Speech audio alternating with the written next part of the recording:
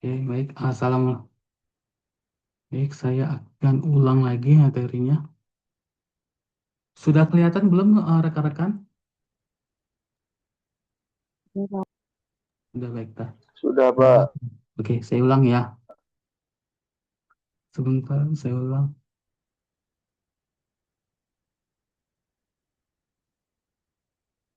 Oke, baik. Assalamualaikum warahmatullahi wabarakatuh. Baik, hari ini kita masuk pertemuan yang ketiga ya untuk materi hari ini Pancasila. Untuk temanya itu nilai luhur dan dinamika Pancasila dalam sejarah berbangsa Indonesia di tahun 1945 sampai dengan sekarang.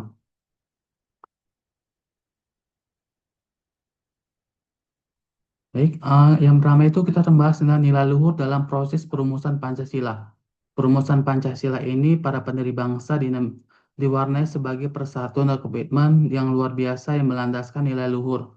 Yang pertama itu tentang musyawarah mufakat.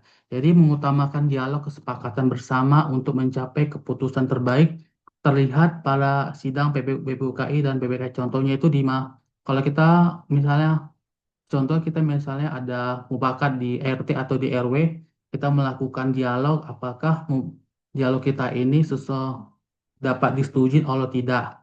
Kalau yang itu mengutamakan persatuan dan kompromi dalam mengesampingkan kepentingan golongan demi keutuhan bangsa. Contohnya itu perubahan sila pertama di Piagam Jakarta.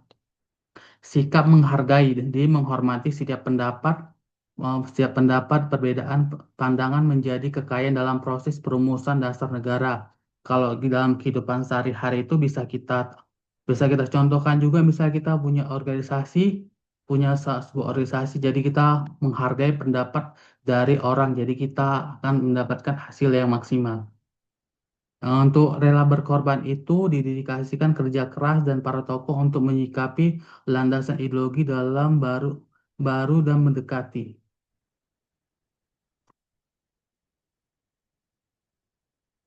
Inilah tiga tokoh proklamasi. Yang pertama itu Muhammad Yamin dan Insinyur Soekarno. Kalau untuk penjelasannya itu dapat kita jelaskan Muhammad Yamin itu di tahun 29 Mei 1945 usulan lisannya itu yang pertama itu peri kebangsaan, kedua peri kemanusiaan, ketiga peri ketuhanan, peri kerakyatan dan kesejahteraan rakyat. Usulannya tertulis itu diserahkan kepada ketua sidang. Yang pertama ketuhanan yang Maha Esa, yang kedua, kebangsaan dan persatuan Indonesia dan rasa kemanusiaan yang adil dan beradab. Kerakyatan dipimpin oleh hikmah dalam permusyawaratan perwakilan. Inilah untuk tiga tokoh itu, inilah yang harus disidangkan. Eh, Selain Pancasila, Soekarno juga mengusulkan ringkasan yang disebut Trisila atau sosio nasionalisme, sosial demokrasi dan ketuhanan dan Eka Sila gotong royong. Usulan ini kemudian dikumpulkan oleh panitia kecil sehingga menghasilkan Piagam Jakarta yang kemudian disahkan sebagai pembukaan Undang-Undang Dasar 1945 di tanggal 18 Agustus 1945 oleh PPKI yang beberapa perubahan Pancasila yang kita kenal sampai saat ini. Baru nilai luhur proses pengesahan Pancasila. Pada tanggal 18 Agustus 1945 setelah proklamasi, Panitia Persiapan Kemerdekaan Indonesia atau PPKI mengesahkan Pancasila sebagai dasar negara. Proses ini menunjukkan nilai luhur kebangsaan yang tinggi. Yang pertama itu mengatasi keberatan. Keberatan dari perwakilan Indonesia Timur terhadap frase dengan kewajiban menjadi syariat Islam bagi pemeluk dalam Piagam Jakarta. Semangat kompromi. Tokoh pendiri bangsa terutama Muhammad Hatta melakukan lobby-lobby cepat agar mencapai kesepakatan untuk menghapus tujuan tertentu demi persatuan. Pengesahan Pancasila, sila pertama itu diubah menjadi ketuhanan yang Maha Esa dan mencermin toleransi dan fondasi moral bagi seluruh rakyat Indonesia.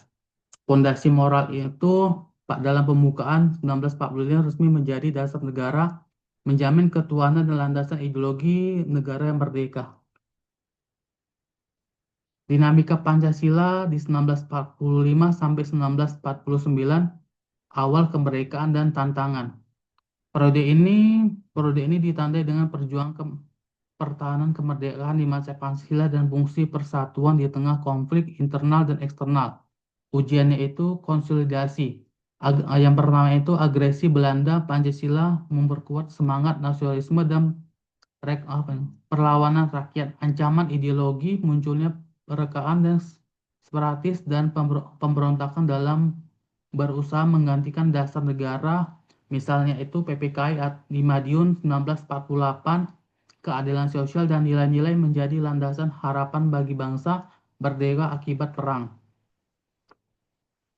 Periode 1949 sampai 1950, masa Republik RIS.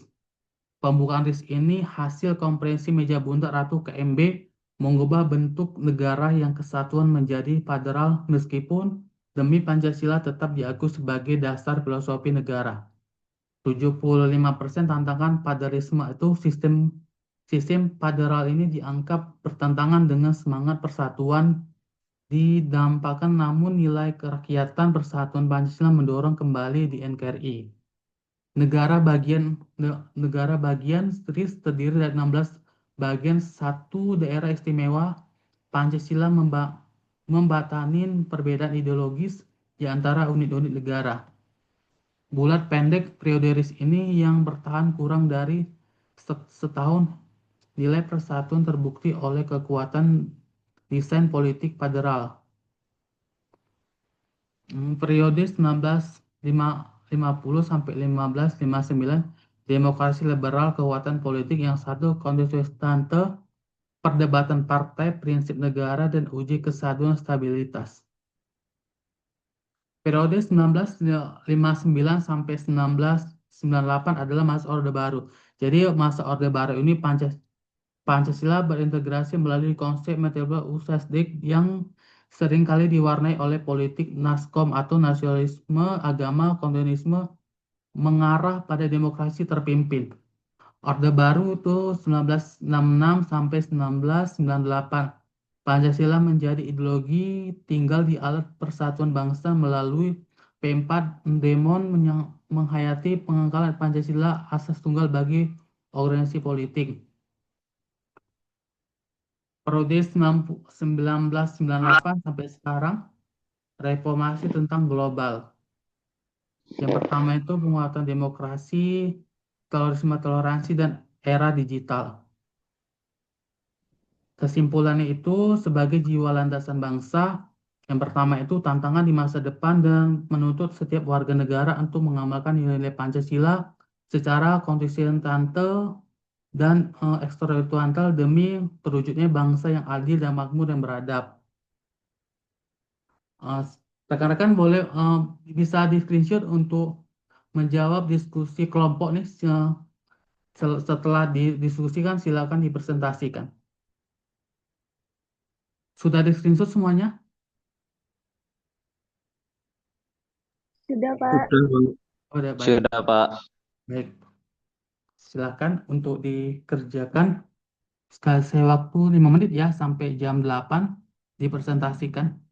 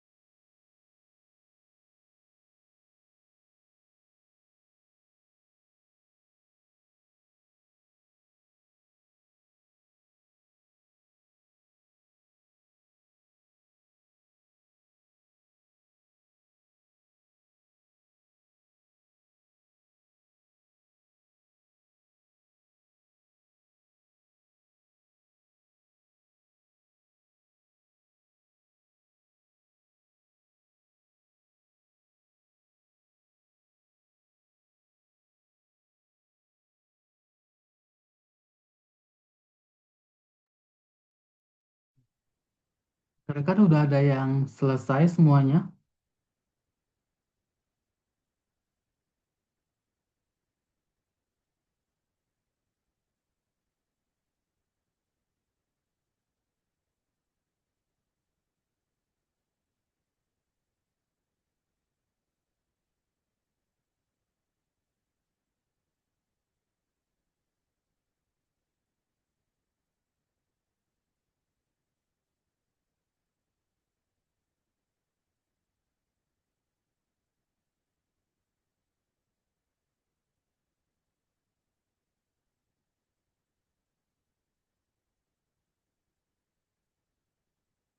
Oke, baik, udah jam 8. Silakan untuk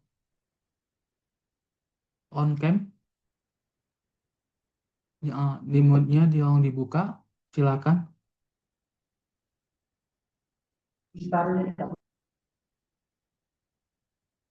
Baik, Mas Muhammad Hadi Lukman, silakan Mas untuk pendapatnya.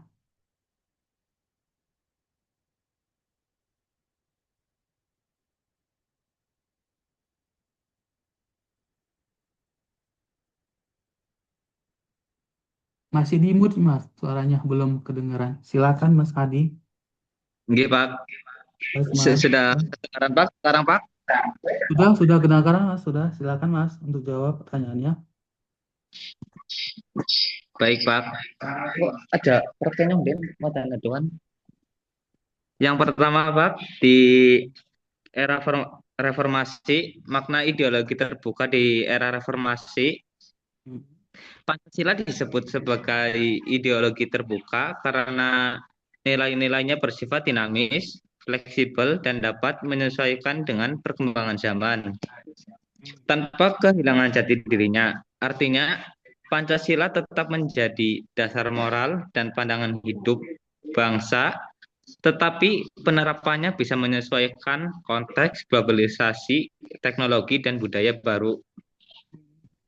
Di tengah arus globalisasi, ideologi terbuka berarti Pancasila tidak kaku, tetapi bisa menampung perubahan dan kemajuan. Tetap menjadi filter agar nilai-nilai asing tidak bertentangan dengan kepribadian bangsa. Cara generasi muda mengaktualisasikan nilai Pancasila di platform digital, generasi muda dapat mengaktualisasikan nilai-nilai Pancasila di media sosial dengan cara Pancasila. Contohnya dengan sila ke-1 menyebarkan pesan toleran antar umat beragama, tidak menyebar ujaran kebencian. Sila kedua, kemanusiaan, menggunakan media sosial untuk kampanye kemanusiaan, empati, dan anti-bullying. Yang kedua, implementasi sila kelima keadilan sosial bagi seluruh rakyat Indonesia dalam konteks kebijakan ekonomi dan pembangunan nasional saat ini. Sila kelima seharusnya diimplementasikan dengan yang pertama, pemerataan pembangunan antar desa dan kota, pengurangan kesenjangan ekonomi melalui subsidi pendidikan dan kesehatan merata. Yang ketiga, akses yang setara terhadap teknologi dan infrastruktur di seluruh wilayah. Apakah pembangunan infrastruktur sudah mencerminkan keadilan sosial? Jawabannya sebagian iya, karena pembangunan seperti tol, jembatan, dan akses transportasi memperlancar ekonomi daerah. Namun belum sepenuhnya adil, karena masih ada wilayah terpencil yang tertinggal dan belum merasakan manfaat pembangunan secara merata. Begitu, Pak.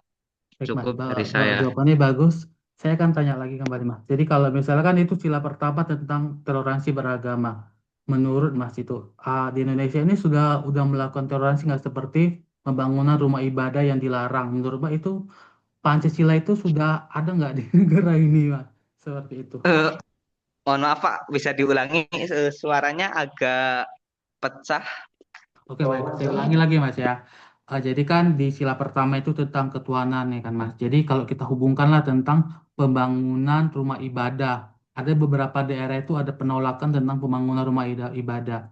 Menurut Mas, apakah pelarangan itu sudah sesuai nggak dengan Pancasila di negara Indonesia?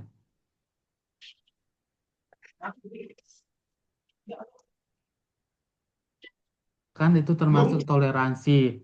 Toleransi kan kalau dalam sila pertama itu kan ketuhanan yang Maha Esa. Jika Nggih, Pak. seorang membangun rumah ibadah dilarang, itu uh, meng, apa ya, melanggar norma atau enggak, Mas? Itu sangat ideologi. Eh, Kalau menurut saya tidak, Pak. Jadi kalau pandangan dari saya, semisal dari pemerintah, Pak, ingin membangun apa tadi kayak untuk tempat Ibadah. beribadah, Mm-mm. nggih. Kan semisal masuk ke desa-desa, kita dari pemerintah izin dulu kepada RT atau kepala desa tersebut. Kalau memang dari kepala desa tidak mengizinkan,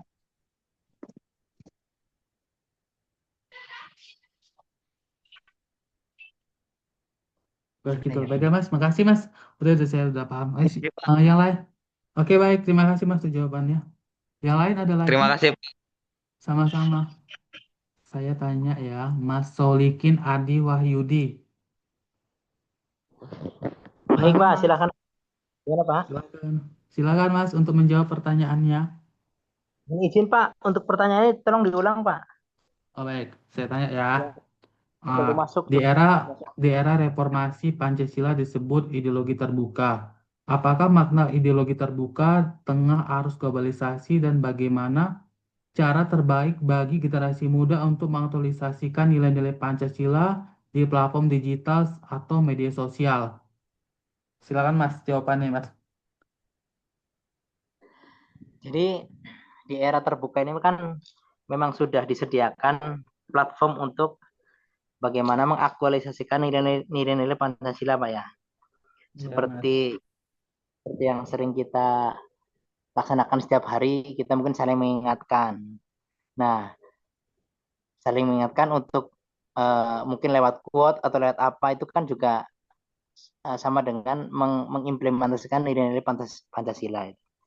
Nah, yang jadi masalah adalah ketika platform itu disalahgunakan untuk menebar isu hoax, isu-isu ujaran kebencian, dan juga melanggar hukum-hukum yang ada. Seperti misalkan kayak tadi sempat disampaikan oleh Mas Hadi ya, itu bullying dan sebagainya, baik lewat tulisan ataupun lewat video. Nah, itu yang sangat disayangkan tidak dimaksimalkan untuk eh, untuk menyebarkan nilai-nilai kebaikan yang mana itu adalah aktualisasi dari nilai-nilai Pancasila itu sendiri. Itu Pak. Baik, Mas. Jadi kalau kita hubungkan ya, Mas, seperti penjual agama itu termasuk melanggar Pancasila nggak, Mas? Seperti kemarin kan waktu kampanye kemarin kita arahnya ke politik ya. Ke Mas ke situ. Jadi gimana sih, Mas, kalau misalnya kayak arahnya ke sana? Melanggar nggak seperti menjual agama? Mungkin seperti apa, Mas, pandangannya? Kalau pandangan saya terkait masalah menjual agama itu kan konteksnya misalkan dari Hmm. agama Islam gitu ya.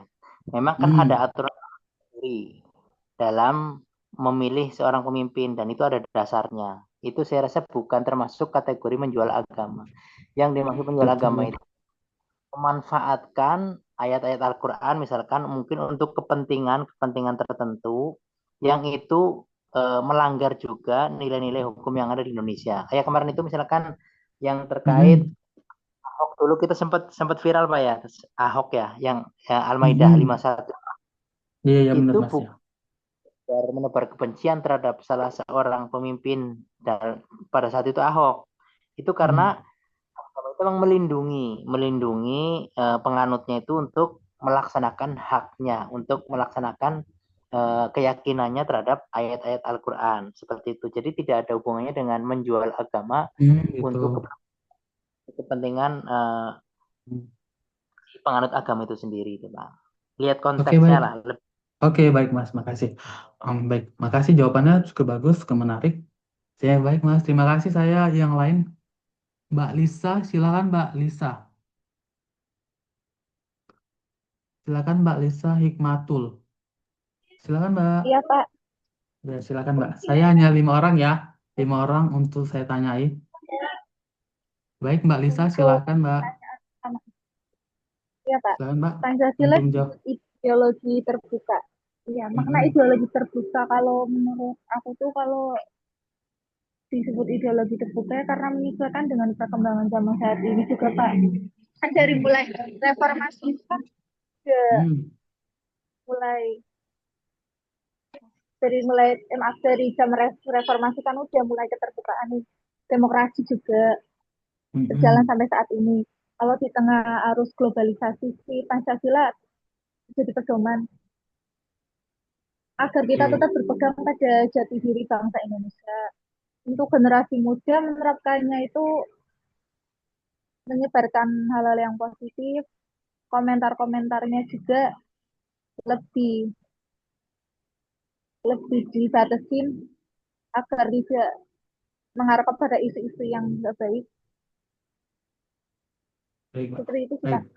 Baik, kalau saya baca kembali, Memiliki Mbak. perbedaan juga. Kalau kalau ideologi terbuka kan berarti kan bebas bebas berpendapat tapi sesuai dengan koridor seperti itu kan, Mbak. Jadi gimana sih kita Ya, tantangan ideologi terbuka ini di masa sekarang, Mbak?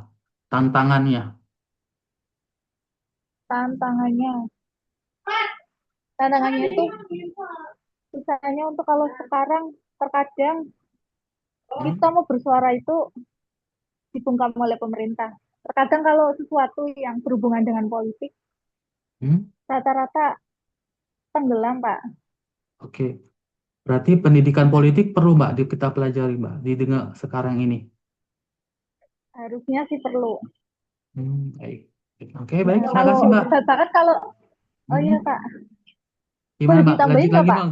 Boleh, Mbak. Nggak apa-apa. Oh Silakan, Mbak. iya, oh, kalau nih sekarang kan kalau kayak aparat aja kan bisa diatur sama pemerintah nih. Contohnya kayak ada kasus diplomat di luar negeri yang Hmm. itu kan kasusnya kan kayak tenggelam aja loh Pak. Itu nggak ada ini ya, nggak berjalan di Ya pengadilan nggak ada seperti. kelanjutannya. Mm-mm. Bagaimana sih? Paham, paham. Ya kayak gitulah Pak ininya. Menurut Bapak Oke, baik. gimana kalau masalah Kalau menurut saya perlu diadili seperti kayak Sambo kemarin. Jadi penyebab kematiannya itu penyebab matinya karena apa? Jadi kita belum menyelidiki lebih mendalam lagi kasus diploma yang meninggal kemarin itu. Jadi kita kan sekarang ini kan cuma sebentar saja itu beritanya sampai sekarang kan tenggelam. Jadi pemerintah itu mau nggak membongkar siapa dalam dalam kematian korban tersebut?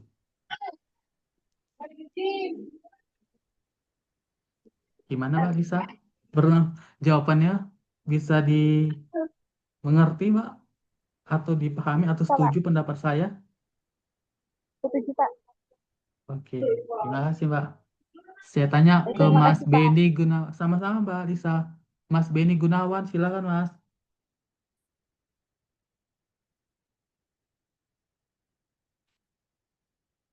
Iya, Pak. Ya, Mbak, Siap. silakan, Mas, untuk menjawab pertanyaannya. Pilih dari dua, pilih salah Yang satu yang mana mau dijawab. kalau semuanya sih sepertinya saya setuju lah Pak ya sama yang Mm-mm. yang tadi dijawab. Cuman ini yang apa tuh yang pertanyaan nomor dua mungkin kayaknya belum mencerminkan keadilan sosial sih Pak karena masih banyak daerah-daerah Indonesia yang masih tertinggal gitu sih. Itu. Nah, untuk yang pembangunan tol aja sendiri masih belum sepenuhnya itu sesuai lah ya menurut saya karena banyak meng- apa itu namanya Seperti akses pendidikan tuh, Mbak ibarat ya. Akses ya pendidikan akses juga pendidikan belum. juga belum belum terlalu Mm-mm. sepenuhnya merata Baik. lah ya itu sih kalau saya Mm-mm. seperti itu sih Pak pendapat saya Pak. Oke, baik. Baik, Ya, kalau Pak. saya tanya lagi ya, Mas, saya tanya kembali, berarti kan untuk di akses pendidikan belum nih. Jadi kalau kita hubungan ke MBG, menurut Mas, udah adil nggak sih? Pemerintah lebih membutuhkan makan bergizi gratis daripada pendidikan. Jadi seperti kesejahteraan guru, dosen, dan lain-lain. Bagaimana sih pandangan Mas? Karena kan pendidikan ini kan pondasi untuk merubah satu bangsa. Karena kan pendidikan kita di Indonesia ini belum terlalu merata sih dibandingkan kayak Malaysia atau Singapura. Gimana Mas? Silakan Mas tanggapannya. Gini Pak, daripada NBG lah ya. Sekarang kan Mm-mm. lebih baik menyejahterakan guru, terutama guru-guru agama di madrasah itu kan Mm-mm. gajinya sangat sedikit sekali Pak. Bahkan sampai yang 1 bulan itu 200.000 loh Pak. Nah, kalau menurut saya sih mending ya ibaratnya pendidikan gratis lah ya, terutama di Mm-mm. sisi agama dulu mungkin yang lebih Benar. eh, mungkin menurut saya seperti itu sih Pak. Baik. Berarti kayak guru madrasah lah Mas ya. Nah, iya Guru-guru. itu sih. Jadi selain kalau di negeri kan kalau sekolah swasta, sekolah pagi itu ya, Mm-mm. sekolah itu kan ada negeri Mm-mm. kan, Iya Mas, benar. meskipun ada swasta juga. Tapi kan kalau misalnya sekolah sore kan buat pasaran anak-anak kita sih sebenarnya. Itu Baik yang Mas. penting dulu sih Pak. Sebagai dasar.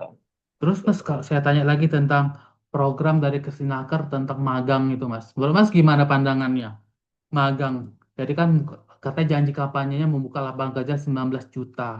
Dan mereka melakukan magang. Sedangkan magangnya itu sudah saya lihat di sosial media juga mereka kualifikasi pekerjaannya tidak sesuai seperti apa tuh magang apa gitu sebelumnya di program sebelumnya. Menurut Mas gimana pandangannya? Ya, balik lagi Pak. Kita yang dibutuhkan apa dulu? Nah, nggak semuanya kan SDM-nya sama Pak. Gitu sih. Hmm, Nah, ya ya ya ya. sekarang pemerintah mau buka buka perusahaan apa gitu kan. Sedangkan rata-rata saya sama jenengan kan juga beda. Keahliannya Mm-mm. juga beda. Nah, kira-kira Iya benar-benar. mana nih yang perlu dibutuhkan sih gitu sih. Betul. Perlu difilter berarti masih mana pemerintah ini harus lihat peluang kerja mana yang Iya, dibutuhkan harus saya. harus Hah. difilter.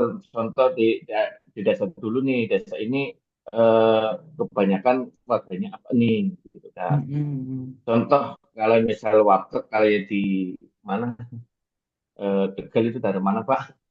Pokoknya ada keahlian khusus lah kalau misalnya di kampung mana yang kerajinan banyakkan buka kok, kok ataupun apalah gitu sih. Itu harus harus dibuka per daerah Oke juga baik. sih Pak. sebenarnya. Oke baik Mas. Enggak, Terima kasih jangan Mas untuk langsung. jawabannya. Baik, terima Oke, kasih. gitu Oh, sih. cukup bagus jawabannya. Saya tanya lagi siapa ya? Satu lagi satu pertanyaan terakhir saya Mas Vicky bisa Mas? Mas Vicky Andreansa. Silakan Mas monitornya. Kalau nggak ada Mas Vicky, Mas Haryanto. Silakan Mas. Silakan Mas Haryanto. Coba Silakan Mas untuk mau jawab yang mana? Silakan salah satu. saya mau jawab untuk yang nomor satu sih Pak, soal ini Oh, apa namanya di masalah internet sekarang. ideologi terbuka ya Mas? Ya, Ya, silakan Mas. eh, menurut saya ini agak apa ya, agak susah sih Pak untuk di zaman sekarang ya, apalagi seperti sekarang kan udah zamannya internet. Jadi internet itu untuk controlling saya pikir sangat sulit sih Pak, apalagi pemerintah tugasnya berat banget. Kalau kita lihat misal di Twitter atau di TikTok itu Mm-mm. bahasanya justru lebih, ya seperti tadi dikatakan sama rekan kita, kalau bullying di internet itu luar biasa Pak. Itu tugas berat dari pemerintah Pak. Baik, baik. Mungkin kalau untuk perbaikan lebih ke apa namanya, perbaikan pendidikan sih, yang, Baik. ke Berarti, moral agama baik. kita Pak ya, dari dasar, Mm. dari betul tadi dari agama, dari dasar agama, kemudian sekolah dasar, sebenarnya dari situ Mm-mm. sih Pak. Baik. Berarti kan kalau bullying itu kan berdampak negatif ke misalnya ke siswa.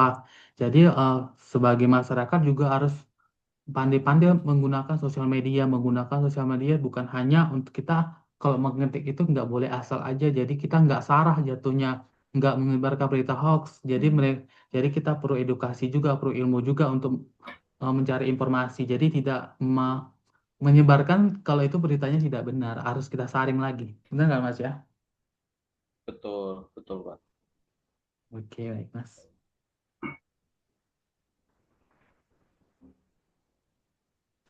Udah cukup bagus Mas Arianto untuk jawabannya.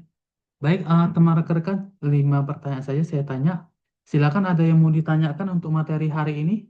Atau Mas Didit Eka, Mbak Siva, silakan untuk Mas Beni, silakan yang lain untuk ini bertanya, untuk kita diskusikan materi hari ini, apakah sudah paham materinya?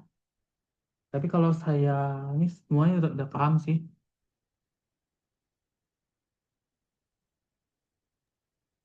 Saya tanya, Selamat malam, Pak. selamat malam Mbak Siva, silakan Mbak. Iya, ini Pak, kan baru aja kemarin ada kasus nih, Pak. Mm-mm. Rame di kampung tetangga. Jadi gini, di kampung tetangga kan ada pesantren. Terus satu kampung tuh mayoritas Muslim, hampir nggak ada agama lain. Terus Mm-mm. ada satu warganya yang pindah ke Jakarta. Apa namanya? Dia masuk ke agama Kristen. Salahnya itu diposting sampai menjelek-jelekan warga, keluarga sama kiai yang ada di kampung. Lalu apa itu namanya? Pesantrennya itu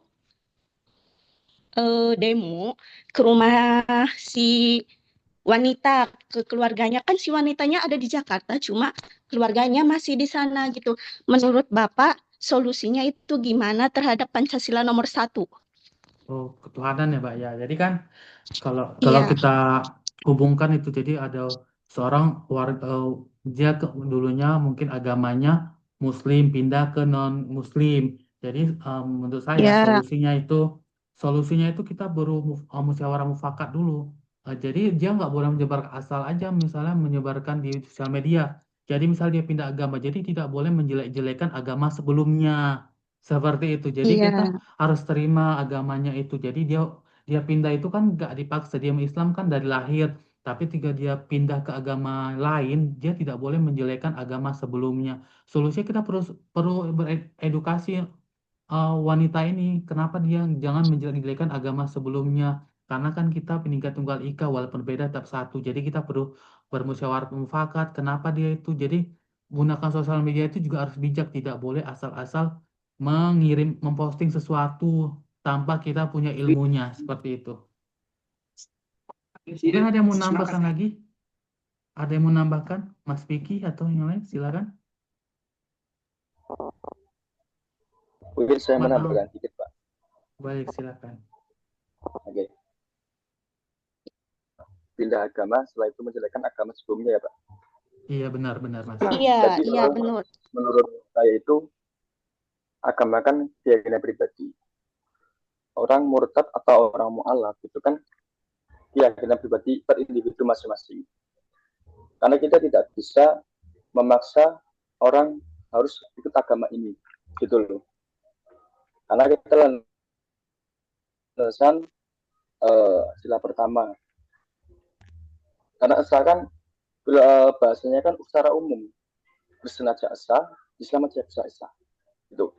Terus perubahan hidup seperti kadang, ya mohon maaf, pengalaman saya kadang dengan sama forum kerukunan umat beragama itu di kabupaten, kadang orang berpindah agama itu yang pertama diiming-imingi soal masalah harta. Contoh, ada sebagian besar yang tadinya Islam masuk ke salah satu agama. Itu diiming-imingi dengan jumlah uangnya banyak. Itu ada. Namun, kembali lagi itu hak pribadi individu masing-masing. Menurut saya, solusinya adalah, yang pertama, yaitu dimusyawarahkan, kekeluargaan terlebih dahulu. Karena orang menjelekkan ke agama sebelumnya, itu pasti ada pemahaman-pemahaman yang mereka baru dengar di agama yang ini. Gitu. Karena orang menjelekkan agama itu yang pertama, dia pemahaman masalah agama dia masih minim. Dan yang kedua, ada tekanan. Makanya saya melihat banyak-banyak orang sekitar itu banyak yang mengolok-olok agama si A, terus agama si A lagi agama B. Itu kan oknum-oknum semua. Namun garis besarnya adalah itu semua orang itu belum paham beragama. Pemahamannya masih kurang, belum jauh. Karena agama itu ada bahasa yang namanya tarekat, hakikat, dan ma'rifat. Jadi orang itu ada jalur-jalur semua. Makanya kalau menurut saya seperti itu menurut saya pribadi, saya belum ada sebagai tokoh juga, itu dirembuk kekeluargaan menurut saya. Karena tidak perlu kita memanggil desa harus ke desa atau ke Pemkab, itu tidak perlu. Karena hal seperti itu memang krusial, bisa ada di masyarakat. Dan yang bisa menyelesaikan adalah musyawarah dan adat istiadat di tersebut. Mungkin seperti itu jawaban saya, solusinya. Oke, baik Mas. Terima kasih, Pak. Mas. Ya, sama-sama, Mas Ahmad. Bagus kok jawabannya. Jadi kalau kita pindah ke agama sebelumnya, jadi kita intinya itu kita tidak boleh menjelekkan agama sebelumnya. Karena kan kita ingatlah prinsip Bhinneka Tunggal Ika, walaupun kita berbeda tetap satu juga. Jadi kalau kita menjelek-jelekan jadi perpecahan yang ada seperti itu. Ada lagi yang mau ditambahkan? Saya tanya deh. Mbak Saro Kustari. Ada mau ditambahkan, Pak, tentang pertanyaan Mbak Siva Fitri? Atau mau nambahkan, Mbak Saro?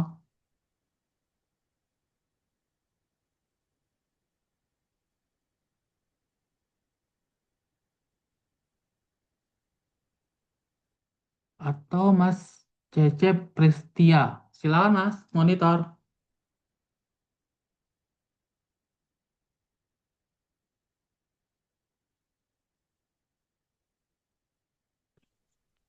Ya, Pak. Assalamualaikum. Ya, silakan. Waalaikumsalam warahmatullahi wabarakatuh. Silakan, Mas, untuk menambahkan. Menjawab, saya mau bertanya dulu sama Mbak Sipa. Ya, silakan. Yang pindah agama itu satu orang apa sama keluarganya gitu? Jadi gini, menurut informasi, kan kemarin pihak pesantren tuh udah ya disebut kayak demo ya, Mas. Soalnya bukan satu atau dua orang yang ke rumahnya, tapi puluhan. Terus ditanya, ini maksudnya tujuan pindah itu kenapa? Alasannya karena ya bisa dibilang ekonomi, harta gitu. Terus mau kamu aja atau semuanya dia sih jawabnya mau dia aja, tapi suatu saat keluarganya mau diboyong ke Jakarta supaya hidup enak. Ya otomatis kan sekeluarga mau pindah gitu nanti-nantinya gitu. Jadi ya ada perselisihan di situ, Mas. Ya mungkin begini, menurut saya ya. Kan keluarganya belum sepenuhnya pindah ya, baru satu orang. Seperti kata Mas siapa tadi, itu harus dirundingkan sama keluarga yang bersangkutan. Berunding supaya tolong dong gitu. Intinya minta orang yang udah pindah itu janganlah menjelek-jelekan agama. Gimana ya? Ya supaya keluarga yang belum pindah itu bisa gimana? Berunding lah sama salah satu orang itu supaya enggak berbicara di media, apalagi menjelek-jelekan agama yang dahulu gitu. Mungkin itu, Pak. Baik, Mas. Mungkin itu Makasih. solusi, Pak. Baik, Mas. Makasih, Mas. Untuk jawabannya cukup bagus. Ada lagi yang mau nambahkan? Saya tanya dulu ya. Mas Afan Maulana, silakan Mas untuk monitor.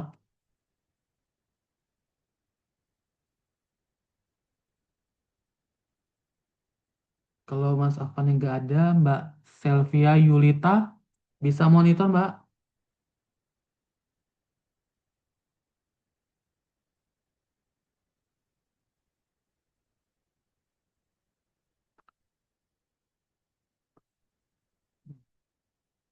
Kalau nggak saya tanya Mas Muhammad Syukur Yusni, silakan Mas monitornya. Cukup Pak, mungkin udah jelas. Oke, baik Mas. Baik, Mas Nasen Hidayat, silakan Mas untuk menambahkannya. Sudah jelas sih Pak. Oh, sudah jelas. Untuk pertanyaan dari Mbak Sipa sudah terjawab sama Mas Baik. Cecep sama Mas Ahmad tadi ya. Sudah Oke, cukup baik. jelas. Oke, baik Mas. Ada lagi Mas yang mau ditambahkan untuk materi hari ini? Sudah cukup Pak. Oke, baik Mas.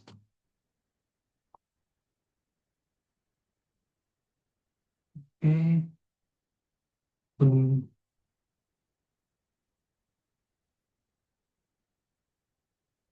Ada lagi yang mau ditanyakan rekan-rekan? Izin bertanya, Ah, Pak. boleh, silakan Mbak.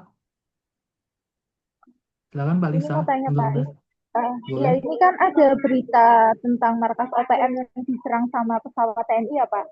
Terus yang Markas belum apa? terrealisasikan nih, markas Markas OPM, apa? KKB, Oh, Mas. KKB. Oh, OPM itu apa Mbak? Saya kurang tahu Mbak, OPM. Oh, organisasi Papua Merdeka pasti yang KKB Papua itu sih, Oh, Pak. oh Papua ya. Oke ya, ya. Gimana Mbak? Silakan Mbak. Ini aku lihat berita itu diserang sama pesawat TNI yang dari dulu itu Hmm. kan belum terrealisasikan karena alasan HAM. Hmm. Hmm. Ini Hmm. bagaimana keterkaitannya dengan nilai Hmm. Pancasila dan menurut Bapak tindakan ini itu ikutnya itu pro apa kontra, Pak? Soalnya di medsos Hmm. itu ada yang pro sama kontra. Baik, UPM berarti Ya, Mbak ya. Kalau kita hubungkan ke Pancasila, kan kalau Pancasila berarti kita harus tahu normanya, apakah itu melanggar Pancasila atau tidak, seperti itu. Jadi kan mereka itu UPM itu kan kayak Papua Merdeka, enggak sih Mbak? Seperti itu enggak sih? Papua Merdeka ya? iya seperti itu, Pak. Oke baik. Jadi kalau Papua Merdeka kan mereka mau merdeka, mau keluar dari Indonesia sepertinya kayak kejadian 98 ya. Satu daerah yang merdeka apa Timor Leste. Jadi gini, jadi kan mereka itu kan mau berpisah dari Indonesia. Jadi kalau misalnya kan Indonesia nggak mau lepas Papua itu agar tidak diambil oleh negara lain. Jadi menurut saya sih nggak melanggar norma sih Mbak. Norma itu. Jadi walaupun ada yang pro ada yang kontra, asal tidak ada korban dari insiden tersebut nggak masalah seperti itu Mbak. Karena kan TNI itu mau mempertahankan NKRI seperti itu. Gimana Mbak Sipa untuk jawabannya? Mbak Lisa, mohon maaf, Mbak Lisa gimana? Oh iya, tapi ini KKB itu beberapa kali itu menyerang sekolah, Pak, gitu. Benar tahu. Ada Ya, serangan. ada serangan. Mereka berarti nggak mau untuk mereka maunya Papua itu merdeka walaupun ada serangannya, Mbak. Jadi kan tugasnya TNI itu untuk melindungi warga negara termasuk warga negara Papua karena Papua kan bagian dari Indonesia. Jadi walaupun ada satu kayak UPM seperti itu, jadi mereka di kalau dihubung ke Pancasila, jadi nggak apa-apa kan kita mempertahankan NKRI. Jadi mereka mau merdeka. Jadi kita perlu mengedukasi mereka. Kenapa mereka mau merdeka? Karena kan mereka itu ada bagian dari Indonesia seperti itu. Gimana Mbak Lisa? Mungkin ada yang lain mau menambahkan pertanyaan Mbak Lisa? Izin menambahkan Pak. Silakan Mbak. Silakan Mas. Jadi menurut saya kalau OPM itu kan kayak semacam kalau di luar itu ada istilah pemberontak ya, pemberontak yang berniat yang memiliki etikat buruk versinya mereka. Jadi orangnya nggak seberapa banyak, cuman dampaknya itu akan mengakibatkan keamanan nasional bisa terganggu. Saya rasa untuk TNI dalam hal ini negara emang tindakannya sudah tepat. Kalau emang harus diperhangus ya berhangus saja kalau menurut saya seperti itu. Karena orang seperti itu memang tidak layak untuk dibiarkan. Kan sudah banyak membunuh TNI juga itu di beberapa kasus itu dari tahun berapa itu OPM itu sudah mengikrarkan diri pengen lepas dari NKRI seperti itu Pak. Jadi tindakan TNI menurut saya tepat sambil tentunya tetap mengedukasi masyarakat yang belum terkontaminasi oleh pemikiran-pemikiran dari orang-orang OPM. Terima kasih Iya Pak. benar. Iya, benar sih Mas. Jadi kan UPM itu kan kayak seperti terjadi tahun berapa ya? Uh, Timor Leste kan Timor Leste juga berpisah. Apa yang terjadi setelah Timor Leste berpisah dari Indonesia? Mereka bukan jadi negara kaya juga kan? Jadi perlu juga TNI itu mengedukasi masyarakat agar mereka itu tidak ikut-ikut OPM seperti itu. Oke itu gimana Mas Likin? Setuju atau tidak? Pak, izin menambahkan, Pak. Boleh silakan Mas Dake.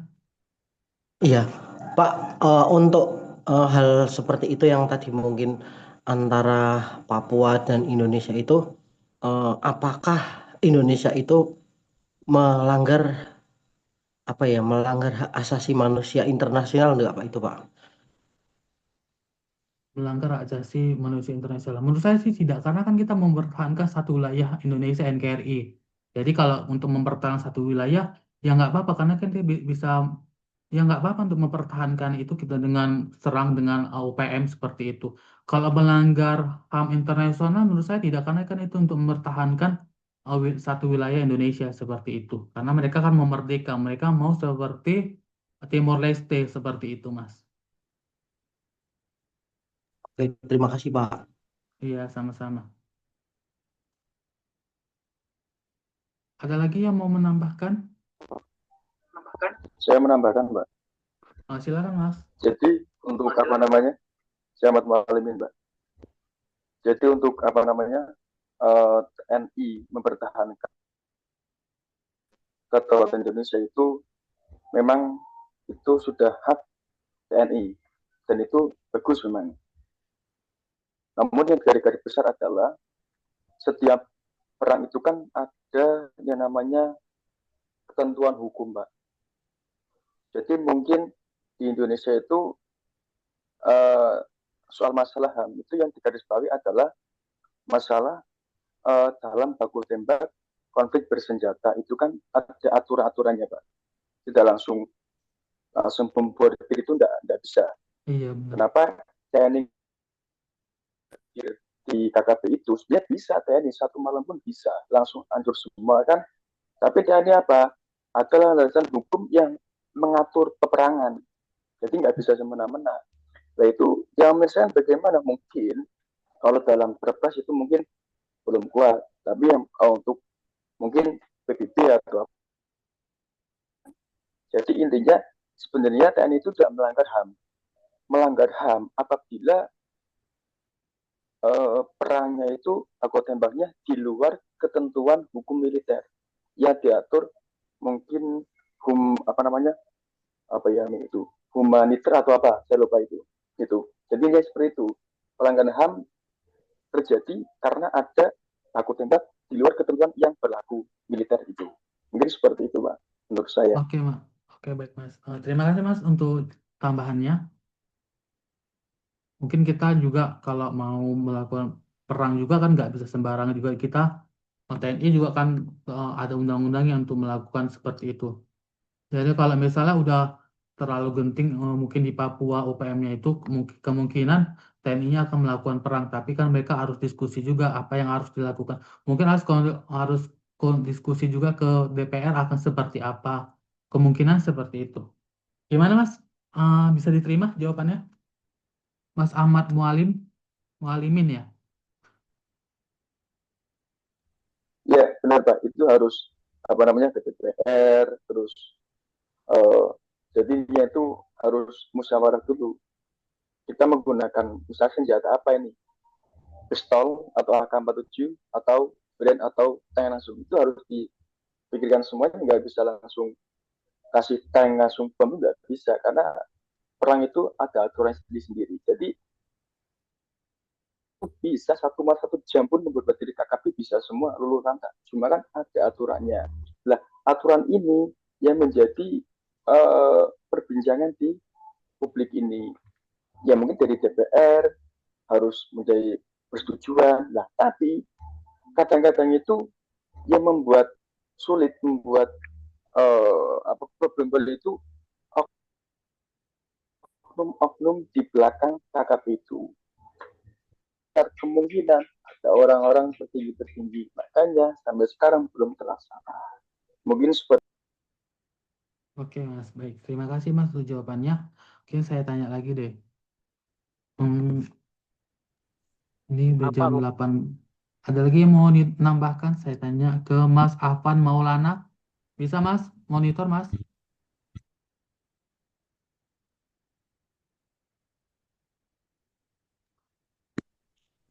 Atau izin Mas? bertanya Pak? Boleh Mas, silakan. Maksudnya gini Pak, kenapa kalau TNI menyerang OPM itu terkena HAM, sedangkan sudah banyak korban pembunuhan OPM itu Pak? Baik. Kenapa kalau TNI mau menembakin OPM itu melanggar HAM? Jadi gini Mas, jadi kan kita TNI juga menembakin OPM itu kan nggak bisa sembarangan juga. Mereka harus diskusi juga ke pihak instansi yang terkait. Jadi nggak mungkin mereka itu asal tembak-tembak saja. Jadi kalau misalnya melanggar HAM bisa dibilang bisa bilang tidak seperti itu. Karena kan TNI itu menembak mereka juga untuk mempertahankan wilayah Indonesia NKRI. Jadi Indonesia nggak akan mau melepas tuh Papua seperti di Timor Leste. Jadi mereka nggak akan terjadi lagi seperti Timor Leste yang lepas.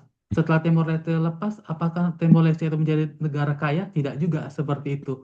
Jadi melanggar HAM dibilang tidak juga sih Mas.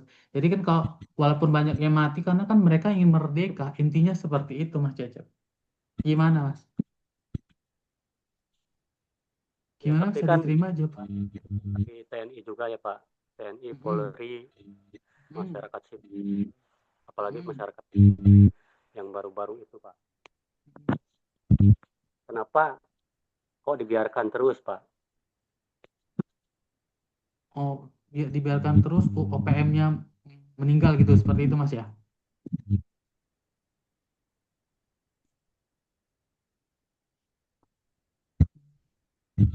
Kalau di suaranya putus-putus Mas, gimana Mas? Udah dipahami Mas untuk jawabannya?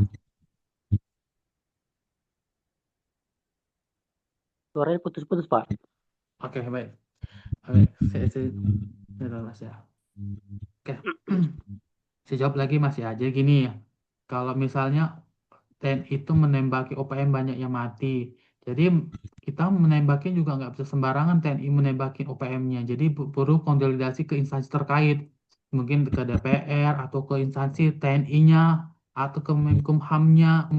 Kan mereka tidak juga mau melanggar HAM seperti itu. Jadi kalau menembakin itu, kalau mereka OPM-nya mau merdeka dan tidak bisa lagi diedukasi, kemungkinan TNI-nya akan melakukan perang seperti itu. Tapi dengan menghubungi diskusi dengan instansi yang terkait seperti itu, Mas Cecep. Ya maksudnya gini Pak, kan itu masyarakat Papua itu sebagian ya yang ikut ke OPM itu ya, bagian kecil malah ya. Kan banyak warga-warga yang jadi korban, TNI, Polri korban. Kenapa kok Indonesia, pemerintahan Indonesia kok membiarkan gitu Pak? Maksudnya kenapa nggak diberantas aja gitu? Oh, saya paham, Pak. Saya tangkap di intinya. Kenapa pemerintah itu mendiamkan? Dibilang mendiamkan juga dibilang tidak juga sih, Mas. Karena kan menghadapi OPM itu tidak gampang, agak sulit untuk mereka itu bisa damai, bisa bergabung di NKRI seperti itu. Jadi kita perlu mengedukasi. Memang nggak pernah selesai sih masalah OPM yang ada di Papua itu seperti itu, Mas. Mungkin ada yang bisa menambahkan saya? Mungkin ada yang bisa menambahkan? Saya tambah lagi Pak, sedikit Pak. Baik, Saya silakan menambahkan Mas. sedikit. Jadi kenapa kok pemerintah tidak langsung ya? Jadi kenapa pemerintah tidak langsung memberantas KKB atau UPM itu? Karena yang pertama itu kembali lagi yang tadi saya jelaskan itu ada hukum humaniter internasional yang dipakai militer Indonesia. India tidak asal TNI yang di lapangan atau komandan di lapangan langsung nembak mati, tidak bisa. Gitu. Kenapa seperti itu? Karena ada hukum yang mengatur. Nah, dan juga di sisi lain, KKB itu mengancam kedaulatan negara. Dan seringkali KKB itu juga membunuh warga sipil. Apabila TNI ini langsung merangsek masuk. Jadi TNI itu di tengah-tengah. Kalau kita membahas OPM langsung, warga sipil Indonesia kena dampak. Nah, terus bagaimana solusinya? Yaitu kembali lagi hukum internasional yang mengatur. Nah, caranya gimana? Nanti ada di DPR, Kemenkumham, itu yang menjembatkan ke hukum humaniter internasional. Apabila hukum humaniter internasional ini sudah disepakati dan diperbolehkan untuk memberantas UPM ini, 1 jam pun mungkin tidak ada dan bisa berantas semua TNI itu. Karena sistem keamanan Indonesia itu sudah baik. Jadi apalagi ya mengalahkan UPM yang notabene lingkupnya kecil, kemungkinan kasih bom aja sudah mereka kocar kacir kan. Cuma hanya itu toh, pemerintah hanya menunggu keputusan dari hukum internasional humaniter yang mengatur militer aman bagaimana dilakukan. Seperti itu, karena di sini ada HAM. Memang di Indonesia HAM itu menjadi polemik yang terjadi saat yang terjadi OPM dengan TNI. Yaitu kembali lagi karena hukum humaniter internasional yang mengatur. Nah, kembali lagi karena di belakang OPM ada petinggi-petinggi. Jadi seperti itu. Jadi bahasanya itu bahasa malakama lah bagi Indonesia. Ini seperti. Baik, terima kasih Mas Ahmad Mualim sudah menambahkan. Ada lagi yang Mas Cecep sudah cukup jelas Mas untuk penambahan dari Mas Ahmad Mualimin. Baik Pak. Terima kasih Pak. Iya, sama-sama Mas. Ada lagi yang mau menambahkan, ada mau bertanya lagi? Saya tanya deh. Atau Mbak Saro Kustari ada mau menanya atau menambahkan, Mbak?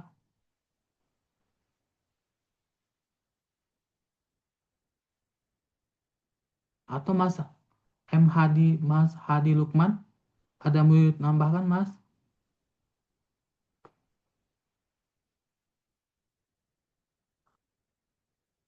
Kalau nggak ada Mas Hadi, saya ke Mbak Rofik Awaludin. Mas Rofik Awaludin, monitor Mas.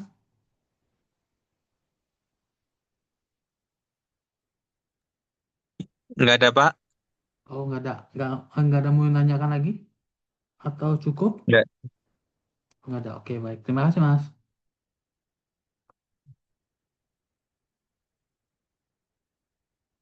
Oke, baik. Ini ada lagi mau ditanyakan atau enggak? Kalau nggak ada, saya nanya. Tugas kemarin ada 6 lagi, belum menyerahkan, siapa lagi?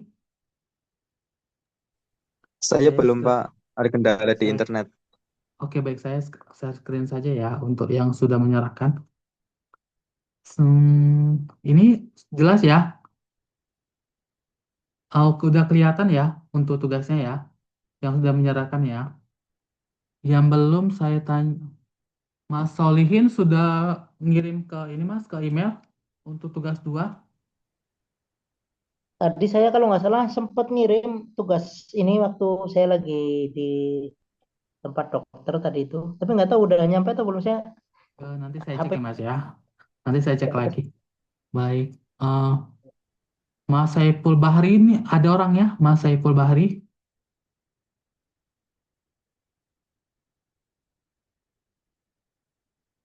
Kalau nggak ada, saya tanya ke Mbak Sarah Kustari. Silakan Mbak, udah ngirim tugas Mbak.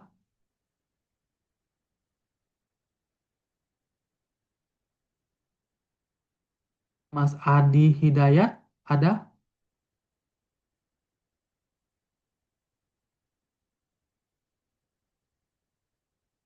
Oh, Mbak Diva Ramdanti, ada?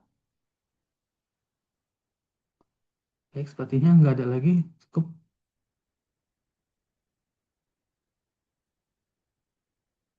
Yang belum, silahkan untuk mengumpulkan malam ini terakhir jam 23 ya. Jam 23.59.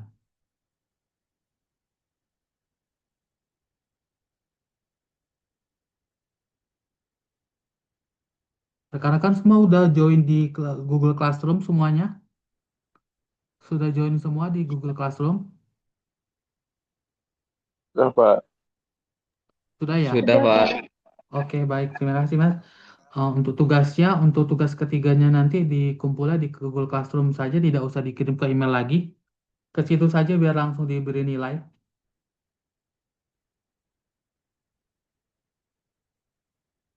Mau tanya Pak, untuk Boleh? tugas ketiga deadline-nya kapan ya Pak? Deadline-nya itu minggu depan, Mas. Di hari Senin depan, Mas. Tanggal 20 ya? 20. Tanggal 20, Mas. Minggu depan. Oke, terima kasih Pak. Sama-sama. Ada lagi yang mau ditambahkan?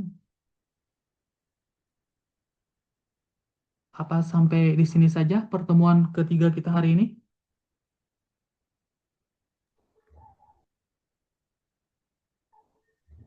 Mungkin saya mau tanya, Pak. Boleh, Mas. Tanya aja Silakan, nih. Mas. Silakan, Mas. Oke. HAM masih berlaku, Mbak, dalam keadaan darurat atau perang, Mbak? Keadaan darurat itu. Darurat. Keadaan Sepertinya darurat. masih lah, Ya. Mas. Tapi kalau daruratnya itu, oke, kalau daruratnya itu untuk HAM itu masih berlaku nggak kalau perang? Kan kalau perang itu kita tidak boleh membunuh seperti reporter, kan tidak boleh dilakukan pembunuhan, Mas. Seperti reporter, saya sepertinya seperti itu. Tapi kalau HAM yang darurat seperti darurat militer, kemungkinan tidak apa-apa, Mas. Kan demi untuk mengamankan, melindungi NKRI dari perpecahan seperti itu, Mas. Menurut saya sih nggak apa-apa kalau misalnya udah darurat sekali. Itu. Gimana, Mas? Gimana, Mas? Jawabannya? Terus kemarin pas saat apa namanya keadaan demo itu, Pak, pas saat Pak Kapolri mengeluarkan apabila ada masa masuk ke dalam tembak pakai peluru karet, itu gimana, Pak? Menurut Oh, kayak perang. Oh, yang itu demo yang kemarin DPR ya, Mas ya? Iya benar, Pak. Oke. Mungkin karena itu mereka kan udah chaos sekali, Mas. Jadi mereka mungkin kayak ngeri peringatan saja. Jadi tidak benar-benar itu melanggar HAM.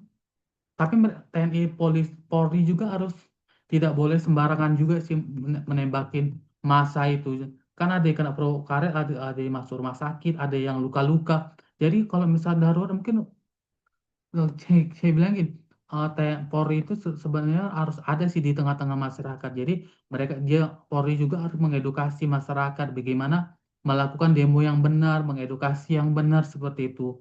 Kalau menurut Mas gimana?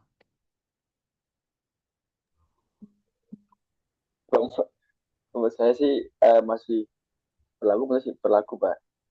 Cuma kan yang saya sayangkan itu apa namanya tindakan-tindakan yang di luar itu kan itu lebih di luar ketentuan hukum yang berlaku itu loh. Seperti ya ada penembakan atau penculikan. Jadi saya lihat itu sekarang keadaan terutama di Polri itu menurut saya, Pak, ya itu lagi kurang sehat itu karena banyak seperti demo kemarin juga di luar hukum semua tapi Polri melakukan. Terus apalagi sekarang yang apa namanya itu kan sebenarnya mau dibuat oleh Pak Presiden kan, cuma langsung berapa ada berita langsung sedikit langsung membuat informasi Polri sendiri, dan yang mereformasi adalah tubuh Polri sendiri. Menurut saya itu kurang efisien. Jadi mungkin yaitu Polri yang mungkin perlu direformasi oleh pemerintah, bukan Polri mereformasi diri sendiri gitu loh Pak. Makanya saya melihat kadang Polri itu bingung gitu loh Pak, dengan adanya kemarin demo yang kurang, menurut saya kurang sesuai lah, tindakannya bagaimana, hukumnya bagaimana, namun itu melanggar semua gitu. Jadi Polri ini perlu ada penyegaran gitu Mas, mengedukasi Polri bagaimana menghadapi masa demo, karena kan mengeluarkan suara juga diatur dalam Undang-Undang Dasar, mau berpendapat dan berserikat seperti itu Mas. Benar kan ya Mas ya? Benar Pak, itu Pak. Soalnya kan Polri kan sudah tumbuh hukum di Indonesia, tapi beberapa oknum polisian melanggar, makanya sekarang tingkat kepercayaan masyarakat Polri itu menurun gitu loh. Gitu. Ya mungkin itu barangkali Bapak ada diskusi antar dosen, antar universitas, mungkin itu bisa disampaikan Pak untuk Bisa Mas, bisa. Polri biar kita perlu juga ya melakukan seperti kuliah umum ya Mas. Kuliah umum kita hadirkan Polri seperti apa pandangan mahasiswa terhadap Polri di tengah-tengah masyarakat dengan isu misalnya mereka tuh harus aware ke masyarakatnya seperti itu. Seperti kita perlu juga sih Mas. Kapan-kapan kita buat buat kuliah umum seperti itu. Oke. Saya tunggu itu. Baik Mas. Tapi nanti ya Mas, perlu diskusikan mungkin dari ketuanya, mungkin dari Mas Mualim, mungkin Mas Solikin mau buat acara seperti itu gimana? Kalau menurut saya sih oke-oke aja sih Pak. Cuma kan kita juga harus mempersiapkan tim-tim kita, terutama ya tim menanyakan, jadi kayak nggak blunder gitu loh. Soalnya bila kita mengundang kita mengundang anggota Polri, misalkan, tapi jangan di kelas Polsek, kelasnya Kapolres atau di Polda. Kita tanya apa, dia jawab, malah kita nggak tahu. Jadi kita membuat forum itu, kita harus tahu pematerinya siapa. Kita belajar dulu gitu loh. Jangan sampai kita bertanya, nanti malah dia yang mesti jawaban, kita nggak tahu sumbernya dari mana. Gitu loh, intinya kita membuat pemateri itu dulu lah. Itu kita perlu persiapkan juga. Jadi kayak buat proposal dulu Mas ya, proposal dulu ke Polri-nya, mereka sebagai pembicara. Jadi biar tidak di luar konteks gitu Pak. Soalnya saya takutnya itu kita ngundang Polri, tapi pemahaman kita tentang Polri itu masih minim gitu loh. Nanti malah kita disalahkan, gitu Pak. Oke, baik. Oke, berarti kita harus tentukan temanya seperti apa. Tema besarnya apa yang akan kita bahas.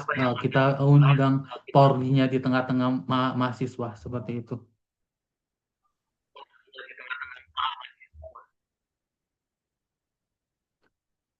Udah cukup Mas Ahmad Mualimin untuk jawabannya atau mau tanya lagi? Ya, cukup Pak. Oke. Baik tim. Oke, terima kasih Mas. Nanti kapan-kapan kita buat temanya seperti itu. Baik Pak, siap. Ada lagi yang mau tanya? 2 menit lagi nih kita berakhir. Jam 9 saja. Apa cukup sampai di sini rekan-rekan mahasiswa semuanya?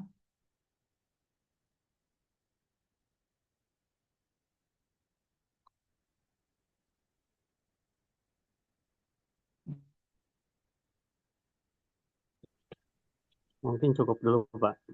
Oke, baik. Sampai di sini aja ya. Baik, kalau gitu, terima kasih rekan-rekan untuk partisipasinya, kehadirannya pada hari ini. Terima kasih. Mohon maaf kalau mengganggu waktu rekan-rekan semua. Semoga ilmunya dapat diterapkan, dapat dimengerti materi hari ini tentang Pancasila itu seperti apa. Baik, cukup sampai di sini saja dapat saya sampaikan. Terima kasih atas waktunya. Assalamualaikum warahmatullahi wabarakatuh. Waalaikumsalam. Ya, sama-sama. Terima kasih Pak. Sama-sama rekan-rekan. Saya izin ini ya, live ya.